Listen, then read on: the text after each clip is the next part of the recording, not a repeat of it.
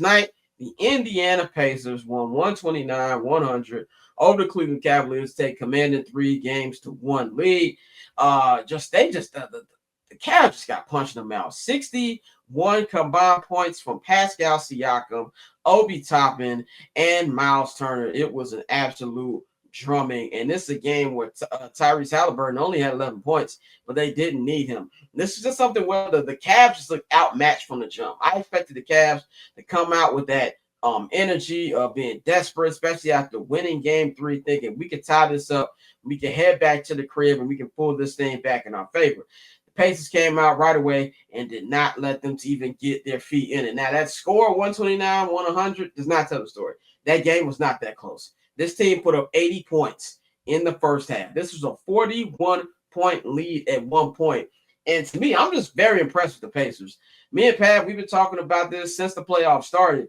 The Pacers have only lost 16 games since the year has hit January. And this is including the playoffs. They have been extremely well coached. The defense has been great. Last year when they made it to the East Conference Finals, it kind of felt like a little bit of a fluke run a little bit. This looks like they're prepared. They learned from their mistakes last year, and they're ready to go. I think that on paper right now, the way that everybody's been playing, they're the best team in the East. And it would not surprise me if they are in the NBA Finals. The Pacers have only been to the NBA Finals one other time, and that was in 2000 when they lost to the Los Angeles Lakers. Pat, what do you think about the Pacers' run? How the Cavs been playing, and do you think that they should be the favorite to make it to the NBA Finals like these?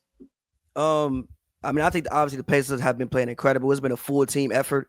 That's the biggest thing for me. It's been a full team effort consistently. Like you said, like it's not like Halliburton going out there and being Superman. Halliburton is doing his thing, but Siakam is having moments. Miles Turner was incredible yesterday. Neesmith has been one of the best perimeter defenders in the playoffs. Nembhard has been great. Obi Toppin has been great. Benedict Matt. I mean, I know he got ejected yesterday, but it didn't even matter. Just they have a total team effort. And again, don't count out Rick Carlisle. Rick Carlisle is a championship coach. I think he's been to at least 2 finals, if I'm like not mistaken about it. I think he won. Or is it just one? He won. No, he won 06 and 11. 06 Yeah. they lost, and then the 11 they beat the Yeah. So Rick Carlisle has been a part of some great teams. He's a championship coach. He's a veteran. He's been around. And again, they've came into the playoffs healthy. Like we said, they lost 16 games since the year started. And Cleveland, they kind of stumbled back into the playoffs, right? Like obviously Garland is hurt.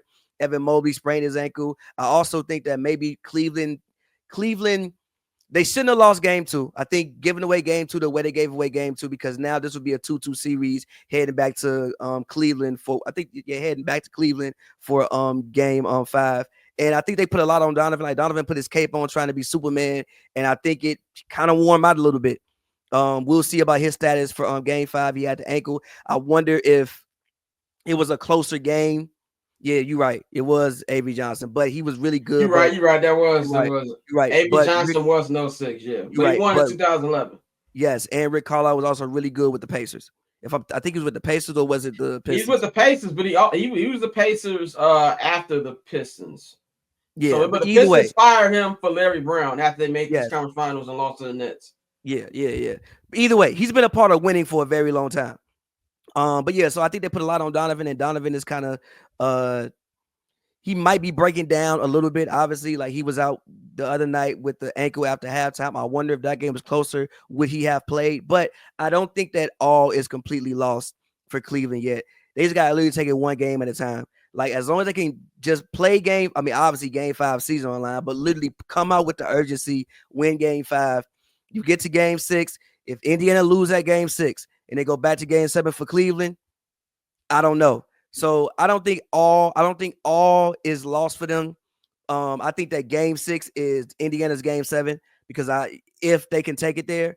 But either way, I don't think all is lost for them. And even if Cleveland does lose this series, the way they lost this sucks. But I would hope management wouldn't overreact too much. You can rationalize being hurt. You can rationalize being hurt. You can rationalize being hurt for sure, but they've been getting banged on, bro. I mean, the way that they lost the other game, again, I think they thought that they found something with the zone that they ran.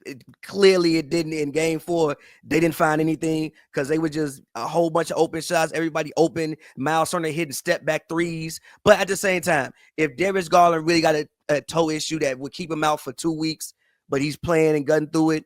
Evan Mobley legit got an ankle issue. I think DeAndre Hunter, sprained his wrist or something like that. So, like, if these guys are actually banged up the way that they say they are, you can rationalize losing like this, but you cannot rationalize the effort that they played with in game 4. I think that was the more alarming thing. The fact that they didn't have a sense of urgency in game 4.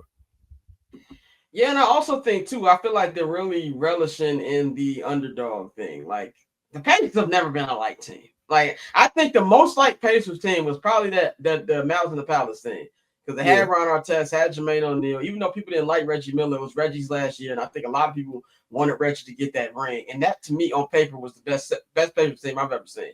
Like, that Pacers team, to me, I think, who won the championship in 05? It was the Spurs. I think that would have been a really, really good series. And Ron Artest would have won MVP. Yeah, like that was Steven Jackson was on that team. Ron Artest was balling before he went upstairs. Like MVP level stuff. Like literally. Just look at the games before. Yeah, he was hooping. So I think that this is a team that people don't like Tyrese Halliburton. They don't want to admit he's a hooper. But I think the Siakam, you're now seeing what Siakam is bringing. He's giving me vibes of 2019 Siakam. I really, really like this team if they can stay healthy. Because I believe last year the East Conference Finals would have went longer if Tyrese Halliburton didn't get hurt. I don't think the Celtics just beat them. If we look at how they lost every game, they lost every game down the stretch. Like, it wasn't like they was just came out there and got bludgeoned. They lost every game down the stretch. So catch I'm Not Gonna Hold You, hosted by Scott Lewis, every Monday and Friday at 5 p.m. Eastern, 2 p.m. Pacific, only on HNB Media and the Barbershop Network.